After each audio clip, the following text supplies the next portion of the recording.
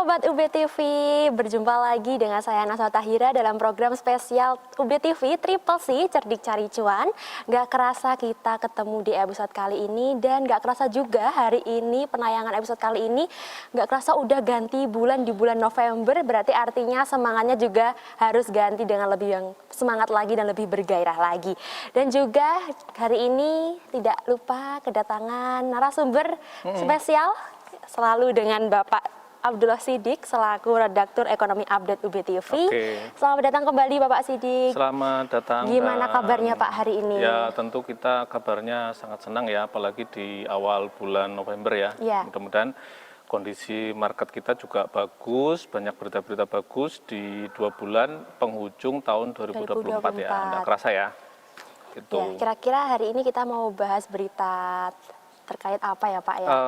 Tetap pasar modal kayaknya kita mau tetap bahas 5 berita ya. Ada berita yang good news, ada juga mungkin yang bad news ya. Kita bahas ya. Oke, nanti kita ulas bareng-bareng ya Permisa ya. Yang pertama ada dari Jakarta Investor.id. Sido muncul atau Sido umumkan dividen interim sebesar 540 miliar rupiah, dan ini PT Industri Jamu dan Farmasi Sido Muncul Tbk atau Sido akan membagikan dividen interimnya tahun 2024 senilai 540 miliar atau 18 per saham. Nah, Direktur Sido Muncul ini mengungkapkan hal tersebut sesuai dengan keputusan rapat direksi perseroan tanggal 23 Oktober 2024 yang telah mendapatkan persetujuan Dewan Komisaris berdasarkan keputusan rapat Dewan Komisaris perseroan tanggal 23 Oktober 2024. Gimana nih Pak Siddiq terkait sahamnya Sido Muncul?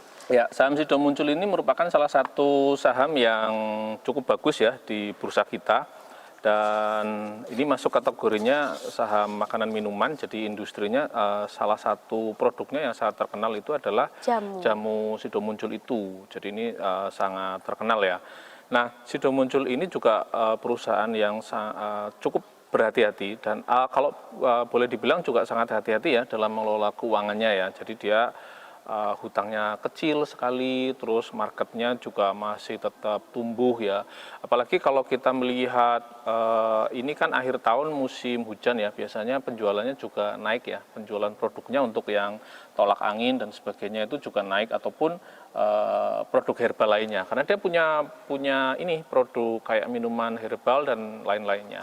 Nah, kalau kita lihat memang market cap-nya cukup besar juga. Jadi market cap-nya kapitalisasinya Sido Muncul itu di 18,6 triliun di bursa kita ya, dan hari ini diperdagangkan turun hari ini 610, turun 0,81% atau Rp5 per hari ini ya. Sesi sore kita lihat perdagangan sampai sore ini diperdagangkan di 610. Nah, kalau menariknya Sido Muncul itu dia dalam 1 tahun membagi dividen itu 2 kali. Ya, dalam setahun 2 kali. Jadi ini dia Rp18 itu juga tertinggi dalam 5 tahun terakhir ini. Interimnya tertinggi juga Rp18 ya. Jadi kalau misalnya Naswa punya sahamnya 1000 lot, maka Naswa akan mendapatkan Rp18.000 gitu ya. Tapi kalau misalnya punya 1 juta lembar gitu, 1 juta lembar, maka Naswa akan mendapatkan dividen Rp18 juta dari saham Sido. Nah, Sido ini dividen yieldnya juga cukup menarik. Dia ada di, kalau berdasarkan tahun lalu, di 5,81% ya dividen yieldnya. Jadi masih lebih tinggi lah dari deposito ya. Nah, dia juga produknya kita yakini sih cukup bagus ya. Maksudnya perkembangan perusahaannya cukup bagus ya, walaupun sempat turun, tapi kita melihat sekarang kinerjanya mulai membaik kembali, terbukti dari dividen yang dia berikan. Gitu. Jadi luar biasa sekali ya Pak terkait dengan pengembangan produknya dan juga menjaga stabilitas di pasar sahamnya ya, juga. Ya, betul juga. Produknya juga bagus-bagus juga. Gitu. Baik. Untuk berita selanjutnya dari bisnis.com Jakarta. Ini proyeksi saham emiten bioskop Cinema XX1 atau CNMA kala film lokal kian ramai. Nah, emiten pengelolaan bioskop PT Nusantara Sejahtera Raya (TBK) atau Cinema XX1 ini mencatat pertumbuhan kinerja keuangan baik dari sisi top line maupun bottom line sepanjang Januari sampai September 2024. Nah, realisasi tersebut didukung oleh strategi manajemen yang efektif dan ekspansi ke berbagai wilayah Indonesia di tengah tingginya minat konsumen terhadap film domestik. Gimana nih Pak, sangat cocok sekali nih, termasuk saya juga, generasi muda juga kan suka nonton film bioskop ya Pak. Ternyata sahamnya juga bagus juga. Ya, jadi ini juga salah satu hal yang ingin kita ulas karena banyak masyarakat ataupun anak muda yang tidak tahu bahwa kalau mungkin dipikir beli saham itu sulit atau susah, padahal produknya itu dekat dengan kita gitu loh. Jadi misalnya kayak tadi produknya Sido Muncul itu kan sering kita jumpai produknya. Nah sekarang juga sama, jadi banyak orang nggak tahu kalau misalnya dia nonton di Cinemark, sebetulnya bioskop itu juga bisa sahamnya itu kita beli gitu loh. Nah, di pasar saham ya. Jadi makanya ini kita angkat supaya masyarakat tahu bahwa bioskop yang sering kita jadikan tempat nonton itu juga ini sahamnya ada di bursa gitu loh.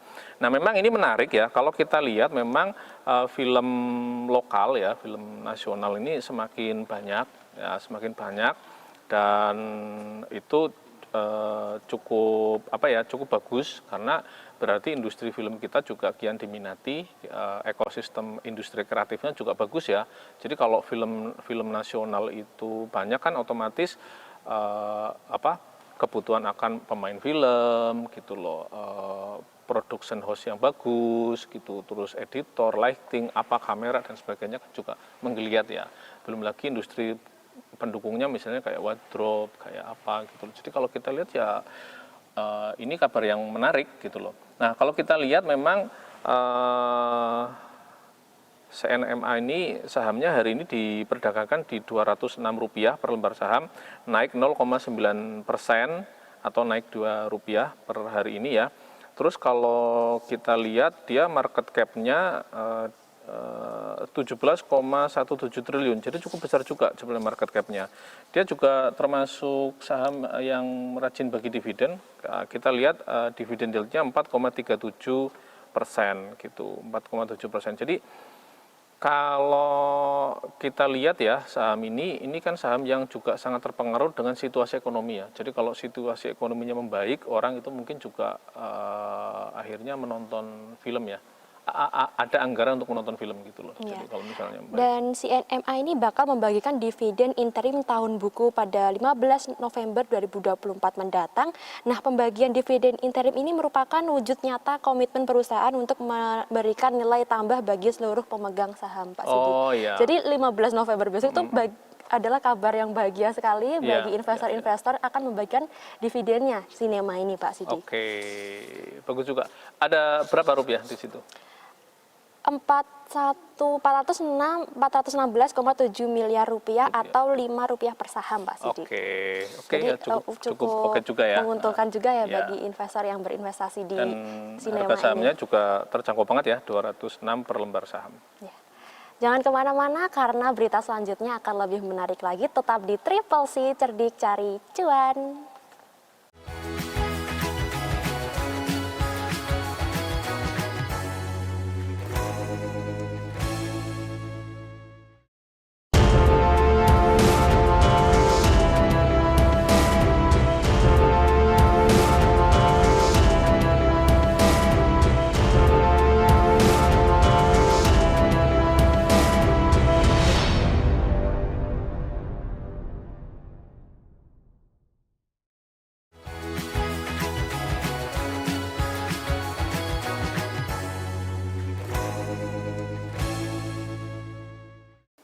Oke, pemirsa BTV, kembali lagi ke berita selanjutnya, nggak kalah menarik lagi. Ada apa ya kira-kira? Nah, berita selanjutnya dari emitennews.com, yaitu kuartal 3 2024, Adikarya atau ADHI ini tabulasi kontrak baru sebesar 14,2 triliun rupiah.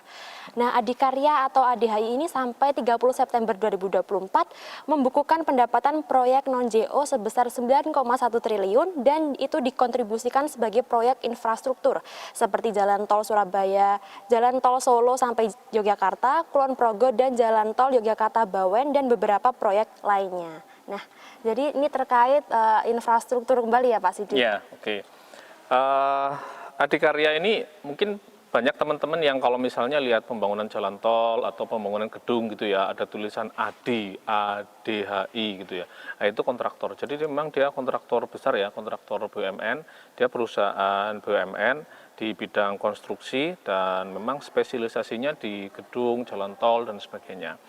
Nah, kalau kita lihat 6 bulan terakhir ini ya, memang harga sahamnya naik gitu loh.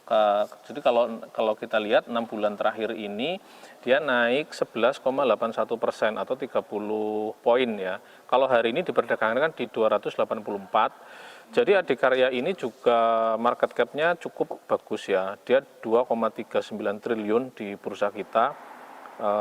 Memang kemarin itu sempat anjlok ya beberapa tahun lalu. Jadi memang konstruksi ini kan misalnya waktu pandemi itu kan pasti dia berdarah-darah ya perusahaan. Tapi setelah pasca pandemi kelihatannya juga bangkit lagi dan juga banyak program-program dari pemerintah ya waktu itu yang zamannya Pak Jokowi ya. Dan kita berharap misalnya kalau Pak Prabowo nanti akan melanjutkan, besar kemungkinan juga sahamnya ADI ini juga akan menggeliat lagi gitu loh. Kalau beberapa waktu lalu memang dia beberapa saham konstruksi kan sempat dilanda banyak hutang dan sebagainya ya. Kita berharap sih memang tahun-tahun ini saham konstruksi bisa membaik lagi. Kalau kita lihat ya mudah-mudahan sih ADI ini juga bisa bagus lagi gitu ya.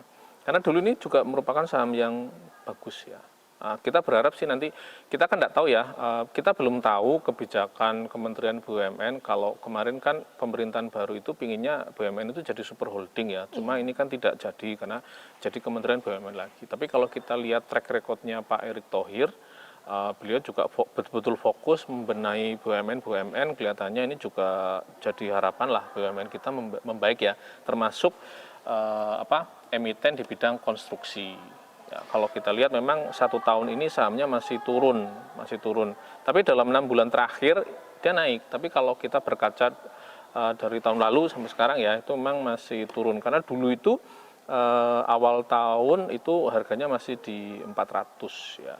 400 sempat turun. Jadi Juli dia turun drastis hingga di kisaran 100 sekian dan sekarang sudah naik lagi menjadi 200 sekian.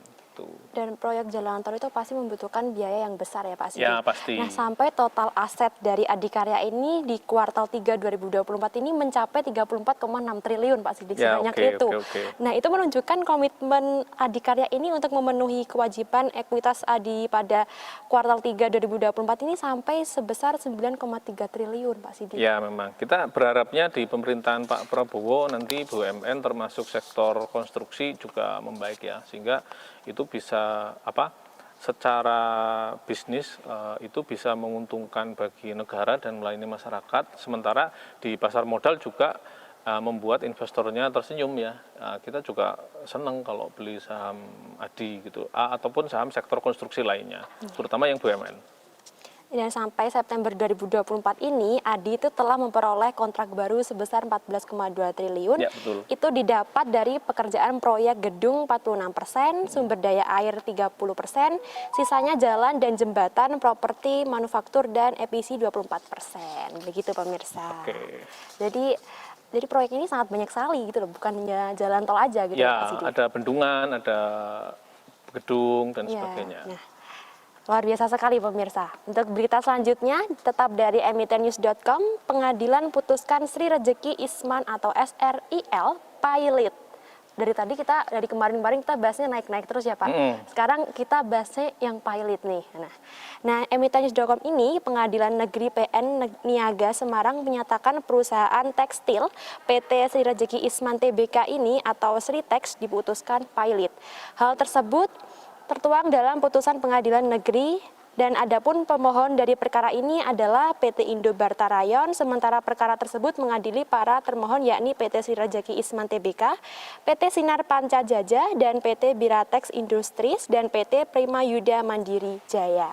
Gimana nih Kak, bisa pilot? Apa penyebabnya, Pak ini Sidik? juga ini ya, saya termasuk yang beberapa hari ini cukup sedih gitu loh Iya, dengan sangat prihatin sekali dengan berita pertama ini. karena Sritek itu saat itu merupakan perusahaan besar yang dia itu berorientasi ke ekspor.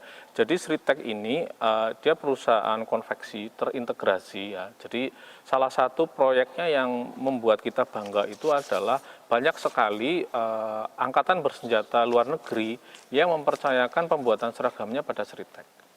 Gitu, termasuk TNI kita gitu loh, termasuk TNI kita. Jadi kalau kemarin beberapa hari lalu mungkin Naswa lihat TV ya, Pak Prabowo mengadakan retreat di Akmil bersama para menterinya memakai baju loreng Komcat itu. Iya. Nah, itu yang buat itu Sritek loh. Wah, Nah, jadi itu termasuk baju yang dibuat oleh Sritek. Sritek. Dan banyak juga yang baju-baju tentara luar negeri yang mempercayakan itu di pembuatannya di Sritek ya. Jadi memang produknya itu sudah teruji berkualitas. Memang kita juga sedih ya. Jadi memang beberapa tahun terakhir ini manajemennya terlilit hutang cukup besar, ya, triliunan gitu loh, triliunan, sehingga sahamnya pun di bursa kita itu sudah disuspend. Suspend itu adalah sahamnya dihentikan. Sebetulnya beberapa bulan ini sudah dihentikan, sudah hampir 6 bulan, sudah 6 bulan lebih sahamnya itu dihentikan, tidak diperdagangkan, karena bursa meminta Sritek atau Sril, kode sahamnya Sril, untuk menyelesaikan manajemen internal itu, termasuk masalah hutangnya. Nah, kalau dinyatakan pilot ini kita juga sedih juga ya, karena sebetulnya kita berharap hal itu tidak terjadi ya. Saya yakin banyak lah yang berharap hal itu tidak terjadi, karena kalau kemudian dilelang, kalau kemudian proses-proses selanjutnya itu dilakukan, itu kan banyak pihak yang mungkin juga akan sedih ataupun dirugikan gitu loh. Jadi ini kita apa sih Pak yang menyebabkan dia itu sampai pilot gitu? Ya salah satunya karena hutangnya Hutang di cukup, banknya cukup besar. dia hutangnya cukup besar gitu loh. Hutangnya cukup besar, dia terlilit hutang sehingga kesulitan gagal bayar lah istilahnya. Jadi akhirnya yang memberi hutang itu menggugat gitu loh, supaya segera dibayar. Sebetulnya kalau pengakuan manajemennya dalam beberapa bulan ini memang penjualannya sudah membaik gitu loh. Ya kita berharap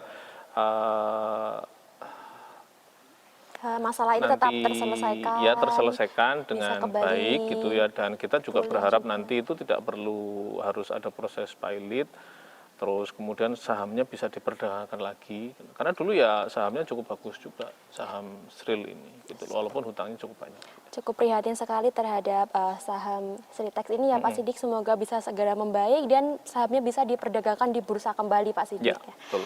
Untuk berita selanjutnya akan lebih menarik lagi, tetap di Triple C, Terdik Cari Cuan.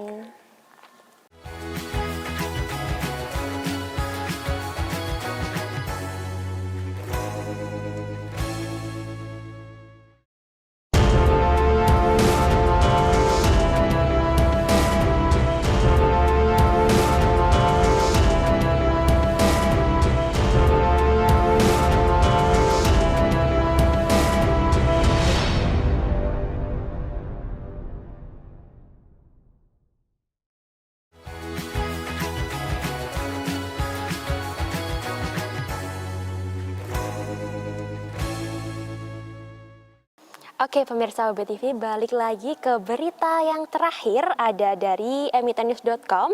Era Jaya atau RAA melakukan transaksi afiliasi. Nah, PT Era Jaya Swasembada Tbk ini melalui anak usahanya PT Sinar Eka Selaras Tbk, ERAL atau SES telah melakukan penyetoran tambahan modal pada perusahaan afiliasinya di PT MST Golf Indonesia atau MGI. Nah, penyetoran modal ini dilakukan untuk mempertahankan kepemilikan SES di MGI. Ini terkait saham apa ya Pak? Nah, kalau kita melihat nama perusahaannya mungkin agak asing ya, Era Jaya Swasembada. Tetapi kalau kita lihat brandnya itu saya yakin orang akan familiar. Ini merupakan dia memiliki brand toko penjualan handphone namanya Erafone. Ya, saya yakin kalau saya menyebut Erafone orang itu akan lebih familiar. Tapi nama perusahaannya memang Era Jaya Swasembada, kode sahamnya ERA. Nah, Erafone ini merupakan salah satu perusahaan yang dia memang produknya adalah jual beli, menjual produk-produk yang sangat familiar ya, handphone, smartphone, elektronik gitu ya, terutamanya adalah handphone gitu ya. Dan ini kan produk yang sangat familiar ya. Sekarang itu kan orang mungkin ada yang satu orang handphonenya aja lebih dari satu gitu ya. Jadi Erafone merupakan perusahaan yang bisnisnya itu adalah menjual handphone gitu. Dan Erafone ini juga tokonya tuh ada di mana-mana Pak? Di mana-mana, di kota besar, termasuk di kota Malang itu juga ada gitu ya. Nah, ini market cap-nya juga cukup besar, Naswa. Jadi data terakhir menunjukkan market cap-nya itu 6,95 triliun gitu ya. Jadi dia cukup besar. Dan dia juga cukup konsisten juga membagi dividen yield-nya itu 3,92% dalam 1 tahun ya, dalam 1 tahun. Nah, kalau kita lihat dia melakukan transaksi afiliasi ke perusahaan yang terafiliasi, jadi perusahaan itu kadang punya anak usaha, tapi ada juga yang dia bukan anak usaha tapi terafiliasi atau terikat gitu ya, atau mungkin satu grup, gampangnya itu satu grup lah dengan dia gitu loh, satu grup dengan dia. Nah, berarti kan ini dia melakukan ekspansi bisnis ya untuk memperkuat lini-lini usaha yang menjadi miliknya dia. Sehingga kalau menurut saya ini juga kabar bagus ya kalau dia melakukan transaksi afiliasi dengan perusahaan yang terafiliasi dengan Era Jaya gitu loh. Nah, artinya bisnisnya semakin berkembang gitu loh. Nah, kalau kita lihat hari ini sahamnya dijual di Rp438 per lembar saham. Saat ini dia naik 1,39% atau Rp6. Kalau kita lihat dalam 6 bulan terakhir itu dia naik cukup tinggi loh, 7% atau Rp30. Jadi 6 bulan terakhir ini di Mei dia masih di harga 400-an dan sekarang 438, jadi naik 7%. Sama juga kalau kita lihat 1 tahun terakhir ini juga naik, jadi 1 tahun terakhir dia naik 6,83%. Jadi kalau kita lihat saham ERA ini ya cukup bagus ya untuk dikoleksi oleh investor, baik untuk jangka pendek maupun jangka panjang ya. Kalau kita lihat bisnisnya kan juga handphone itu kayaknya tidak ada matinya ya, maksudnya bulan apa aja juga kelihatannya cukup ramai ya, apalagi ini akhir tahun terus habis itu menjelang hari raya gitu ya, kelihatannya juga produk-produk yang sifatnya elektronik itu menjadi salah satu produk yang diminati ataupun dibeli oleh masyarakat gitu. Jadi tadi kan sahamnya tuh per 6 bulan tuh meningkat ya Pak ya. Ya. Dan ini tuh modal ditempatkan dan disetor MG ini juga meningkat Pak Sidik. Dari gitu ya. semula 128 miliar menjadi 160 miliar. Jadi peningkatannya cukup tinggi sekali Pak. Ya, cukup tinggi aja. Ya, kita berharap ini menjadi kabar bagus ya. Artinya bisnisnya tumbuh. Dan kita berharap kalau bisnisnya tumbuh, perusahaan itu ekspansi, maka kita berharap pendapatannya kan juga naik ya. Pendapatannya naik, kita berharap juga labanya naik, sehingga kalau dia konsisten membagi dividen, kita berharap dividen yang dibagikan kepada investor juga semakin besar. Itu dari Era Jaya. Naswa, apa pernah ke tokonya mungkin? Kalau ke tokonya masih belum sih Pak. Nah, nanti mungkin bisa lihat-lihat ya Iya. ke tokonya. Semoga aja kayaknya ada yang di mall dibeli ya, ada Pak. ya. Dan kepemilikan saham ERA ini di MGI tetap besar Pak Sidik, sebesar 49%, sedangkan 50% sisanya dipegang oleh pemegang saham lainnya. Oke, jadi itu mungkin pemegang saham pengendalinya ya mungkin ya, dia bukan pemegang saham pengendali di perusahaan yang afiliasi itu. Jadi ya, jadi kalau kita lihat ini juga cukup bagus ya kalau kita lihat. Kita semua berharap di pemerintahan baru Pak Prabowo itu bisnis juga bisa semakin baik ya, semakin berkembang ya. Salah satunya di perusahaan-perusahaan yang ada yang listing di pasar modal sih. Kita berharapnya seperti itu. Tergantung nanti Menteri Keuangannya dan BUMN-nya bagaimana ya Pak. Semoga ada perkembangan lebih baik untuk Indonesia ke depannya. Kalau Naswa sendiri merasakan ekonomi kita sebetulnya membaik atau biasa-biasa saja atau menurun sih? Kalau saya sih alhamdulillah membaik ya Pak. Semoga Indonesia juga nantinya akan membaik juga. Oke, jadi kalau kita lihat ya, kita berharap ya tahun 2024 ini ekonomi kita bisa membaik, walaupun kemarin data ekonomi masih menunjukkan kita deflasi ya, bukan inflasi. Tapi kita berharap Kalau kita lihat sekarang kan orang banyak yang mengatakan bahwa terjadi penurunan daya beli. Nah, kita berharap penurunan daya beli ini tidak akan terus-menerus terjadi ya, tapi nanti juga akan meningkat karena salah satu pendorong ekonomi kita kan masih dari ekonomi konsumsi. Iya. Nah, ekonomi konsumsi itu ya sangat tergantung dari daya beli masyarakat. Ya, tentu kita berharap daya belinya naik ataupun stabil sehingga ekonomi itu bisa bergerak ya. Nah, salah satunya ya memang oleh sektor-sektor konsumsi itu tadi, misalnya kayak produknya Sido muncul gitu loh. Itu kan juga sektor-sektor yang sifatnya consumer good ya, sering dibeli oleh masyarakat gitu. Dan itu juga masyarakat yang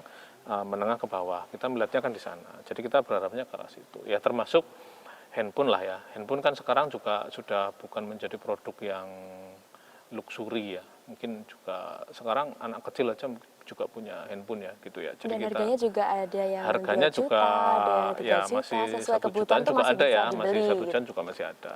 Oke, walaupun ada juga yang di atas 10 gitu ya, di atas 10. Tapi kita berharap apa yang kita bahas hari ini itu menunjukkan bahwa ekonomi kita akan semakin baik ya ke depannya gitu. Di bawah pemerintahan yang baru, saya yakin semua orang berharap ke arah sana.